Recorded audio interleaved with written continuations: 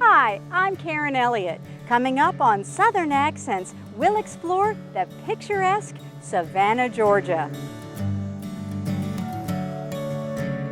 We'll discover this city's rich history, dine at a local landmark, stay in a lovely bed and breakfast, and much more.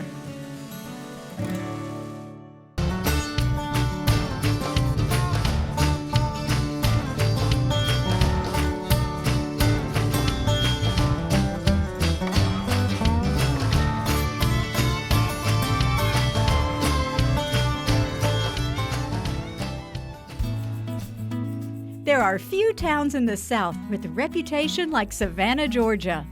You'll feel like you've been here before, even if it's your first time. 13 million visitors enjoy the relaxed atmosphere each year. But be sure to bring your walking shoes because this is an easy city to tour on foot, which is great because parking spots are sometimes hard to find. The city does offer a transportation system for free called DOT. It runs every day except Thanksgiving, Christmas, and New Year's Day. If you plan ahead, you can purchase a parking day pass from the Savannah Visitor Information Center. Savannah was the first city established in Georgia, and the grid pattern of city streets designed in the 1700s is still evident today. This is a photographer's paradise. You'll enjoy a leisurely stroll among 22 beautiful squares, shaded by majestic live oaks draped in Spanish moss that provide respite from the hot summer sun. Many folks take a cemetery or ghost tour while they're here, because behind its beautiful facade, Savannah is regarded by some as one of the most haunted cities in America. There are historic home tours, museums, shops, and restaurants. Simply too much to cover in just one trip. I cannot wait to explore this city. In fact, in all my years of traveling the South, I've only been to Savannah for one day, and I loved it. Now I'm back, and I've got a lot of ground to cover. First up, learning about this city's past, and there are many ways to do that. You can board a trolley, hop on a horse-drawn carriage, or book a private guide for a walking tour. Visiting in the summer, I opted for a cool, air-conditioned van with a guide who was born and raised here, plus a family lineage that goes back several generations. Our founder, James Edward Oglethorpe, received a land grant from the King of England, King George II. And the king wanted the colony established for military purposes and for agriculture. They arrived here February the 12th, 1733, and they were greeted by an Indian chief named Tomachichi. He was chief of the Yamacraw Indians. He laid the town out in a grid pattern, and it was divided into wards. A ward was a 2-block radius around an open space called a square. And it would be partly for military reasons, because when you were standing in the center of the square, you could look to the north, south, east, and west, and you would see the other squares, the other neighborhoods. We have a duplex on your right, built in 1815, and this is now a single-family home. The color on the shutters and the doors and the porch railing is called haint blue. Haint is a corruption of the word haunt. And people were very superstitious. They thought by using this particular color, it would keep out the evil spirits or the haints. And then we have Laura's Cottage, and that was built in 1809 by Isaiah Davenport, a master builder from Rhode Island. In 1820, he built a home for his wife and 10 children. And we're coming up to the Isaiah Davenport house. And it was in 1955 that this house was going to be torn down, and there was going to be a parking lot here. And 7 women bought it and restored it and formed the Historic Savannah Foundation. So this is the house that started the preservation movement. You can tour the house, and they are open 7 days a week. And it's a wonderful house. It will reflect the lifestyle of a little bit above average income family. Christ Church is going to be coming up here on your right, and that was the very first church established in Georgia. Since 1733, Christ Church has been on this lot. Now this is the third structure. John Wesley came here as an Anglican minister at Christ Church, and he only lived here 21 months, and then he returned to England and founded the Methodist faith. On the right is the Telfair Mansion. This was built for Alexander Telfair, and when he died, he left the house to his sisters, and Mary was the last to live here. And a week before Mary Telfair died, she changed her will. She never wanted anyone to live here. It would be an art museum. If you're a fan of the 1994 book Midnight in the Garden of Good and Evil, you'll recognize this statue of the Bird Girl. It was once in Bonaventure Cemetery, but is now in the Telfair Museum. Speaking of that book, this is where Jim Williams lived. This is the Mercer House. This was built 1860 for General Hugh Mercer.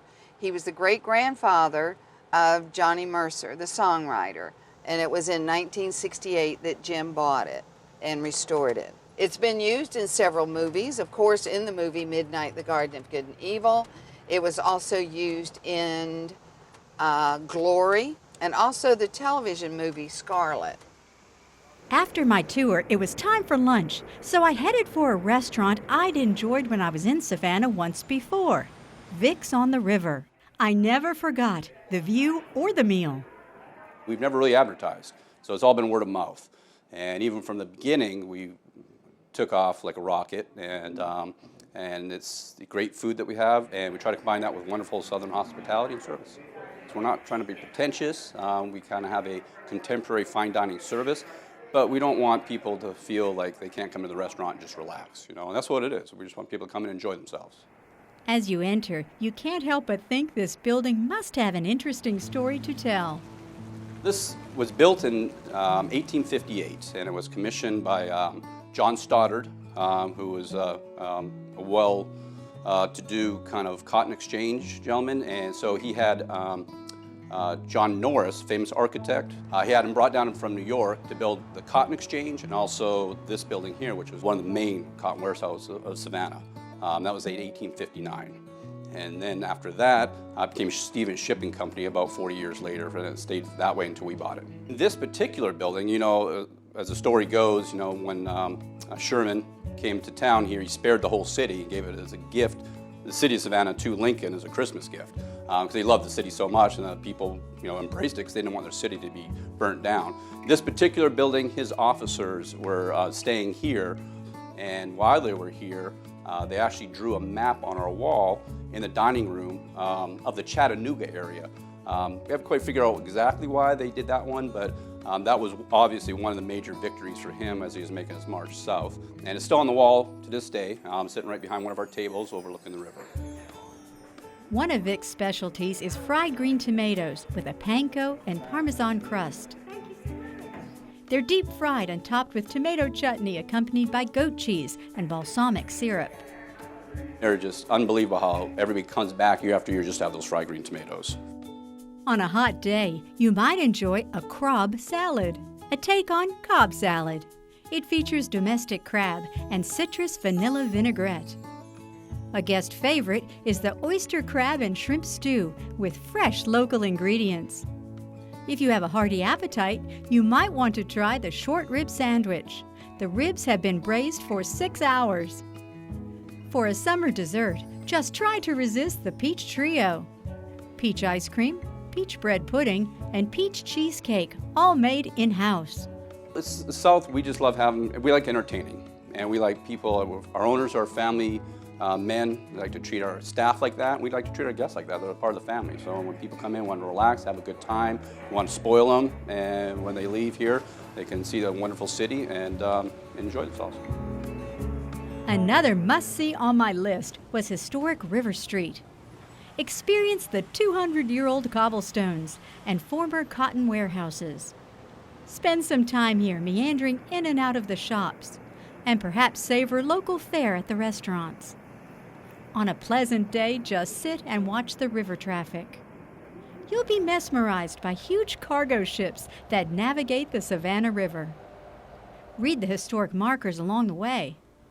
This statue commemorates the waving girl of Savannah, who faithfully greeted passing ships for more than 40 years. Next, it was time to head for my bed and breakfast. Savannah has hotel rooms to suit every taste and budget. I opted for luxury and history and found all of that and more at the Ballastone Inn. It's stepping back in time. What I wanted to do is maintain, as much as I can, the integrity of 1838, or that period. And that's what I try to do with the antiques and the coverings and the colors and everything. And it seems to be very, very satisfying to most guests. The inn offers 16 beautifully appointed guest rooms furnished with Victorian antiques. But you won't be stuck in the past. 10 of the rooms have working fireplaces, and every room has television, telephone, and Wi-Fi. Designer fabrics and a color palette of historic Savannah colors add warmth and charm to the inn, creating the impression that you've stepped into the mid-1800s as a guest at a stately southern mansion. The house was owned by prominent Georgians until the early 1900s. Then it went through, very interestingly, I believe it was called the Progressive Club, and we were trying to do a little bit. It was sort of like a speakeasy. There were a lot of arrests made here. We kind of put the two and two together, thinking perhaps it was either liquor or something that was causing that. But it's a lovely way to say that, or something. Yeah, right. Very Southern. Right. And that was the 20s. Well, then the 20s, and then it became apartments. The mansion was converted to a bed and breakfast in 1980. Jennifer bought it in 2002. It's hard to turn it off when you love something. For many years, the Ballastone has been awarded AAA's coveted 4-diamond, 4-star designation. It's featured regularly on television and cited in prominent travel publications. The amenities delight guests. At 4 o'clock each afternoon, high tea is served with sterling silver and antique linen napkins. Delectable tea sandwiches and pastries await. It's a great way to take a break during your afternoon sightseeing and either head back out to explore the city or relax until dinner. At 6, appetizers and wine are served at the antique bar. The same attention to detail is given to breakfast.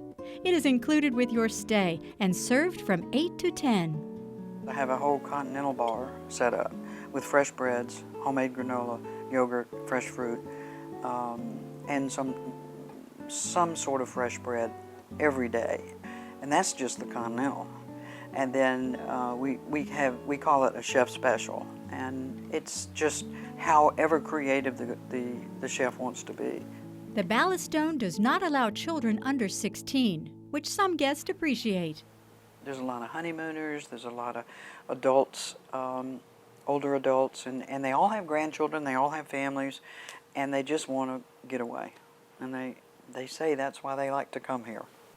The inn's location is convenient as well. Bull Street and Oglethorpe is the center of the historic district, and that's right here.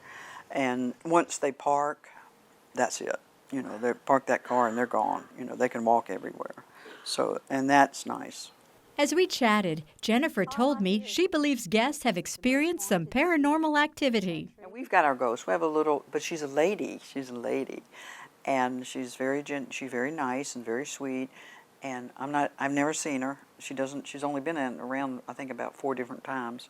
But she's not as spooky. She just walk in the halls. If there's a spirit here, it's a sweet one. They have good taste. They have really good taste. I'll tell you that. Not surprising, since the Ballastone's owner does too. It's a genteel experience, and I try to be just the best representative of this community that I can possibly be. Ready for dinner, I headed to a restaurant that caught my eye on a list from USA Today of top 10 fine dining restaurants in the country. Elizabeth on 37th. The building is certainly impressive. This is an old house built in 1900, and it's breathtaking. And then I think once you enter, we have such wonderful, gracious service. It is fine dining, but it's not pretentious, and I know that our staff makes everybody feel very welcome. We're coastal Southern, so it's not just going to be Southern fare. We're right on the Atlantic Ocean, and we're so fortunate to have the best local seafood. We get beautiful fish right out of the water, right to our table. What's your philosophy toward food? When the fish comes in, how do you approach? Just don't mess it up. Yeah. We're lucky enough to get Beautiful produce, beautiful ingredients, and we try not to fuss it up, over garnish it, over sauce it. Just let these beautiful ingredients speak for themselves. which is harder to do than it sounds, but know when to lay off and let the food just, shine, be itself, yeah. Greg Butch has been here even longer and joined them in the venture. I've been waiting tables here for over 30 years. So you wait and you own it? I wait tables every night. We bought the restaurant from Elizabeth Michael Cherry in 1998, mainly because the only way we could continue with the project that we had started 15 years before was to take it over ourselves and make sure that it didn't become something else. The night I was there, butter bean soup was among the appetizers.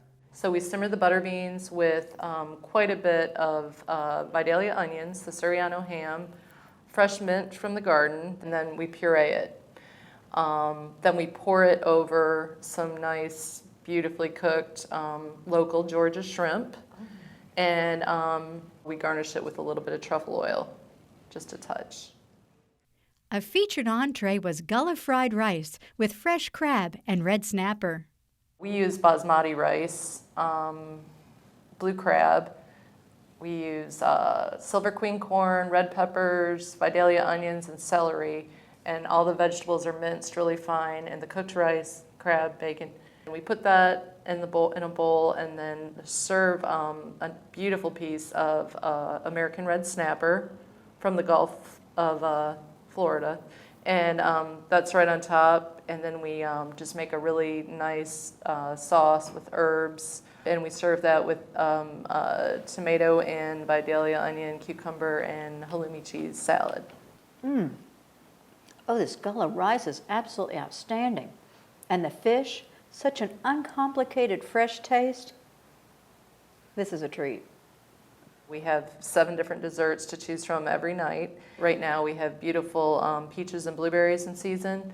So Stephanie simmers the fruit with just a touch of cinnamon, and then she tops it with a sugar cookie crust, and then we top that with her homemade vanilla ice cream. It's no wonder reservations are strongly encouraged at Elizabeth on 37th. For over 30 years, we've been the signature fine dining restaurant in Savannah. We're in an old Southern mansion, but more importantly, we take a great deal of pride in the fact that we serve a real classic fine dining Southern experience. You can't visit Savannah without taking a historic home tour. Since I was a Girl Scout many years ago, I chose the Juliette Gordon Low birthplace. It is the home of the founder of the Girl Scouts, a woman that changed the world through a movement that she founded in 1912. That's still strong today. It certainly is. 2 million girls, members, 59 million alumni. Each year, over 20,000 Girl Scouts visit. And that's in addition to tourists who just want to know more about this remarkable woman. This is not a typical house tour. Right, it's not. We're reimagining this place to ensure that it truly reflects the mission of Girl Scouts and what it means to girls today. So we are reimagining it to be sure that we are relevant to the 21st century audience and that we really do help grow the movement. She was born in a time where you wouldn't think, with her affluence and her background, typically she would be inspired in such a way. You're exactly right. She was born in 1860, just at the beginning of the Civil War, but it was an affluent family. She was always an adventuresome woman, young woman, and loved to travel, loved to draw and speak and experiment and be outdoors. And those were things in those days that young women weren't encouraged to do. Her family permitted it. She ended up living in England, being married to quite a wealthy man, that the marriage did not go well. She was starting to look for meaning in her life. She decided that perhaps she could help girls then learn skills so that they would be resilient themselves. So she suffered from being nearly deaf her entire life, so she understood and had experienced those challenges herself. So she returned to Savannah. She returned to Savannah and started the first troop right in this very building in 1912, and started out with the premise that it was an organization for all girls in America. What will I see here that belonged to her? You will see sculpture. You'll see some of her paintings. You'll also see her Girl Scout campaign hat and her purse. The Juliet Gordon Low birthplace offers inspiring insight into an exceptional woman who lived generations ago, but whose legacy still inspires young women today. We all have women in our lives, and this is an amazing place to hear an inspirational story about a woman who had a vision and who cared about others. And so I think there's something for everyone here to kind of see themselves reflected in how they might change the world. After my tour, I was ready for lunch, and with another nod to local history, I chose Mrs. Wilkes' dining room. Bring your appetite, because Mrs. Wilkes offers lunch served family style with bottomless bowls of Southern favorites. Hey, good morning, folks. We'd like to welcome you all here. If anything on the table runs out and you'd like more, let us know. We'll be happy to refill any of the dishes for you. When you come in, we like to have the table set so it looks just like you're sitting down to Thanksgiving dinner. And we have a blessing. Yes, yes. My grandmother always said a blessing at the beginning of lunch every day, and we continue that tradition, and my son does it now. Dear Lord, bless this food to us and us to thy service. In Jesus' name we pray. Amen. Y'all enjoy it. We always have certain things that people would be disappointed if they didn't have. We always have fried chicken, collard greens or turnip greens, and snap beans and squash, and I could go on and on actually. Sweet potatoes, they're basics we have every day. And then like on Wednesdays we have meatloaf, on Thursdays we have chicken and dumplings. We have barbecue almost every day too. It's a huge menu. I like to serve dessert. We have banana pudding and peach cobbler. You can pass the tray around the table and get a slice. So Marcia, the recipes, are they as they were when your grandmother was cooking? They are all the same. We do have a lot of cooks, and sometimes they might add their special touches. But basically, the recipes are all the same, and a lot of the girls, their mothers worked here, so it's kind of been handed down through the generations. So your cooks are descendants of other cooks? Mm-hmm. Some of them, yes. In the 1940s, Marcia's grandparents opened a boarding house, which became the restaurant folks still enjoy today. She had 11 boarders that never moved. She did breakfast, lunch, and dinner for them. It was like one big family. When did she open to the public? So then she started letting some of the neighbors come, and she always said one would tell another. She was just an amazing person. You know, she lived to be 95, and she was right in here till 3 weeks before she died. I see the line out there. Can I relax? If I come and I'm in the line, are the chances pretty darn good I'll be able to enjoy lunch here? Oh yes, we seat every person that comes, right, just up till 2 o'clock, and no matter how long it takes to get everyone in. Just Monday through Friday? Monday through Friday, 11 till 2. We'd like to think that it's like coming by a local person's house for lunch. That's the way we like to look at it every day. We have 200 folks for lunch at our home. I think my grandmother would be proud of that. After lunch at Mrs. Wilkes, a nice walk was in order. The neighborhood is lovely, and around the corner are charming antique stores. After exploring those, I headed to the city market. By night, the market offers live music. By day, you can check out the restaurants, galleries, and shops. I popped in Bird's Famous Cookies and enjoyed some free samples. The award-winning Georgia Peach was a home run, with wonderful crunch and flavor to match. Before leaving Savannah, I had to see one more quintessential photo op, Forsyth Park. Forsyth Park is located at the southern edge of the historic district. The huge fountain featuring multiple tiers of cascading water was built in 1858. This is a wonderful place to picnic or just sit on a bench and people watch. Plus, its 30 acres offer ample opportunity to stretch your legs before a drive home. I hate to leave Savannah. It is just absolutely captivating. I hope you've enjoyed our visit here too. Remember, before you hit the road, always contact your destination first because hours of operation may change. From Savannah, Georgia, I'm Karen Elliott, wishing you a wonderful experience wherever you travel.